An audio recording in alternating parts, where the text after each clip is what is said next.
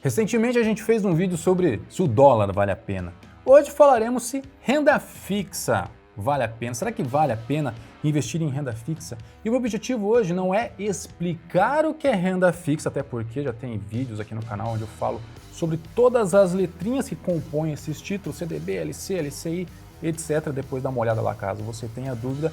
Mas hoje eu quero explicar os motivos que me fazem acreditar que renda fixa nunca perdeu o seu lugar ao sol, mas sempre terá o seu lugar ao sol, e por que essa classe de ativos também deveria estar no seu radar. Se você gostou desse tema, se esse tema lhe interessa, confia, vem comigo que eu vou te explicar tintim por tintim. Bora lá!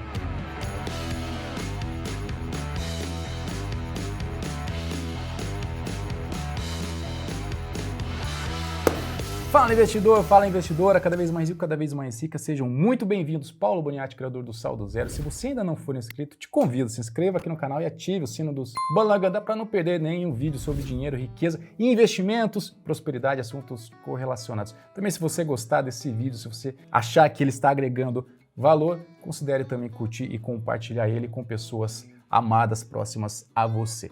Beleza? Deixo aqui os meus agradecimentos, #obrigado. Primeira coisa que eu queria trazer aqui é cuidado com estudos internacionais. Por quê?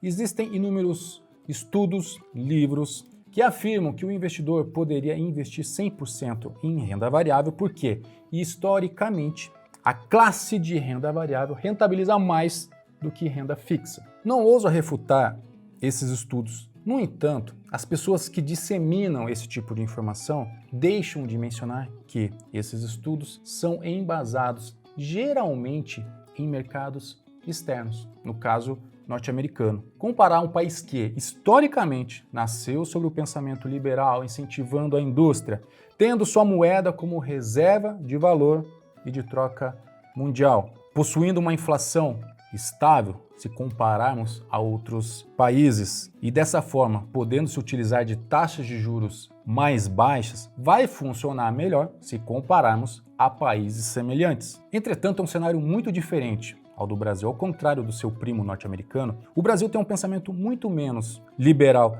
com impostos elevadíssimos que desincentivam a indústria, com uma moeda fraca, uma inflação que raramente se mantém a patamares saudáveis e que assim precisamos manter as nossas taxas de juros em uma verdadeira montanha-russa. Então não há como refutarmos os estudos internacionais, mas há como refutarmos suas comparações. Vejamos como moramos num país imprevisível. O que esses estudos não mostram é a curva de juros aqui no Brasil. Você sabia que o Brasil já teve uma taxa de juros, taxa Selic, tá? Que muito se fala, Tesouro Selic, etc. Que nós já tivemos uma taxa de juros aqui no Brasil de mais de 45% ao ano em 1999. Como é que você se sentiria investindo num Tesouro Selic, o título mais conservador atualmente, e ganhando 45% ao ano?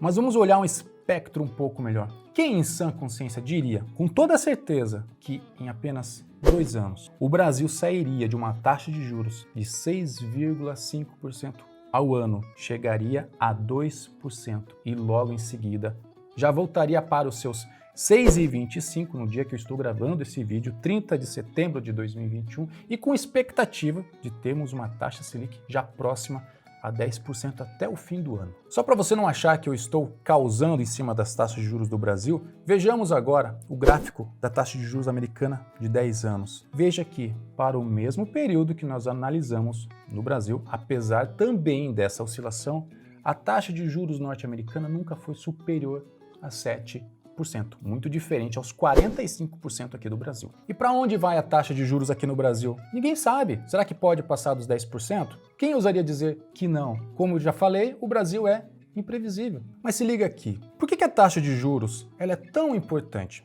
Sem entrar em termos técnicos, a taxa Selic, nossa taxa de juros, ela é a taxa mãe do mercado. Se há uma redução dessa taxa de juros, o crédito fica mais barato, o que impulsiona a indústria e pode também impulsionar o crescimento econômico. Do outro lado, também, se essa taxa de juros começa a ficar mais cara, o crédito, essa tomada de dinheiro começa a ficar mais cara, ou seja, a indústria para de captar, para de pegar recursos, o que também pode acabar freando essa atividade econômica. Veja que isso impacta diretamente aonde? No PIB, que é o indicador que mensura o crescimento do país. Além disso, o impacto também pode ser em outros investimentos. De maneira análoga, vamos entender que a taxa Selic é a nossa FIP do mercado. Por que a FIP? Porque o Tesouro Selic, que é o título mais conservador do mercado, paga 100% da taxa Selic. Então, tomando como base a taxa Selic do dia 30 de setembro de 2021, que está em 6,25 ao ano, para que o mercado, para que os investidores continuem acreditando na Bolsa de Valores, eles precisam acreditar que esses papéis, esses ativos, continuem remunerando acima desses 6,25% ao ano. Caso contrário, o porquê alguém vai colocar dinheiro na Bolsa de Valores? Em outras palavras, se eu acredito que uma ação ela vai se valorizar a 6,25% ao ano, eu fico no Tesouro Selic. Para que eu possa comprar esse mesmo papel, ele precisa se desvalorizar para que essa margem de ganho fique maior. E isso gera uma pressão nos ativos de renda variável. É um exemplo bastante simples, mas é uma informação muito utilizada por analistas quando eles estão fazendo seus valuation. Quanto maior a taxa de juros, maior é a pressão no preço desses ativos, ou seja, a precificação, a estimativa de preço pelo mercado começa a reduzir em cima de ações e também de fundos imobiliários. Como diz Warren Buffett, a taxa de juros está para o preço das ações, assim como a maçã está para a gravidade. Quer dizer que, quanto maior a taxa de juros, maior a pressão para a redução do preço desses ativos. Até o momento eu contextualizei o vídeo sobre o viés das taxas de juros, mas ainda existe um outro ponto que a gente precisa levar em consideração: as crises e as bolhas. Imagino que não seja mais novidade, porque eu sempre comento aqui no canal, até desculpe se eu estiver novamente falando sobre isso, mas a crise de 2008, crise do subprime lá nos Estados Unidos, o que aconteceu? Não somente com a bolsa americana, mas com as bolsas ao redor do mundo. Simplesmente derreteram. Trazendo para um cenário mais recente, a crise sanitária que nós estamos enfrentando, o que aconteceu com as bolsas também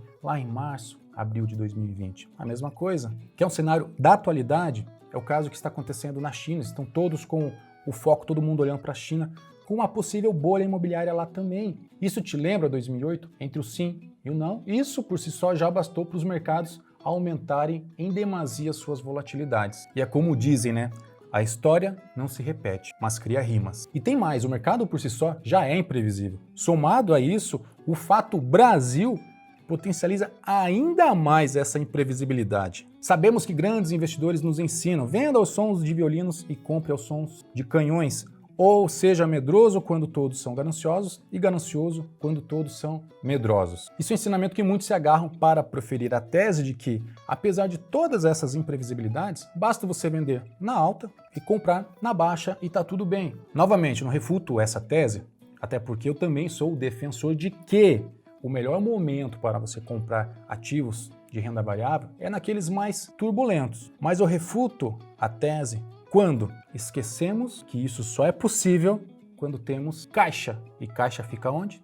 Renda fixa. E segundo, quando nós deixamos de considerar o psicológico de cada indivíduo. Geralmente, aquelas pessoas que defendem uma carteira 100% de renda variável são ou profissionais de mercado, ou que já superaram diversas crises, ou que possuem um psicológico muito bem preparado, e por último, são pessoas que possuem aportes extremamente graúdos e que não precisam de caixa, não precisam de reserva de oportunidade, que nesse momento de colapso podem simplesmente pegar aquela receita graúda mensal e jogar toda no mercado. Infelizmente, esse não é o cenário de 100% da população brasileira. Imagine lá o Joãozinho, pega todo o seu capital, coloca em renda variável.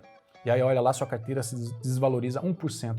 Tá tudo bem, 2%, tá bom. 5%, 10%, sai correndo. E não se engane, à medida que essa queda vai aumentando, o nosso psicológico vai ficar nos questionando.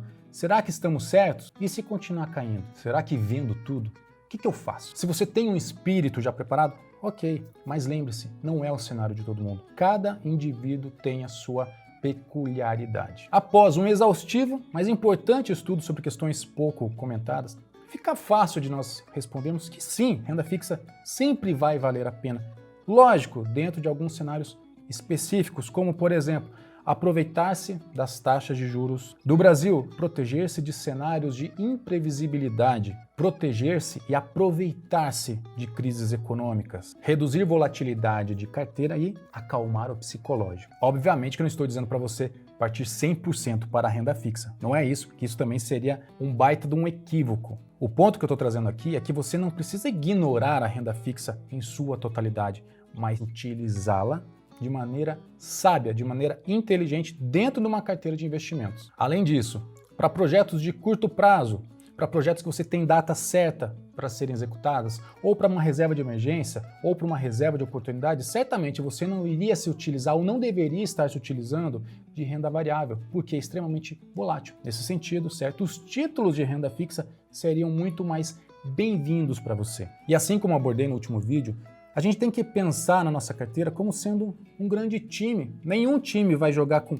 11 atacantes, 11 meio de campo ou 11 zagueiros. Cada jogador tem a sua posição específica dentro de uma carteira de investimentos, ou seja, desse time. Nesse sentido, até te convido a assistir os vídeos da carteira pública, aonde eu estou investindo com dinheiro real, na prática, gravando a tela e mostrando todo esse racional, colocando na prática tudo que eu ensino aqui no canal. E uma frase que eu costumo dizer: antes de pensar em ganhar, pense em não perder.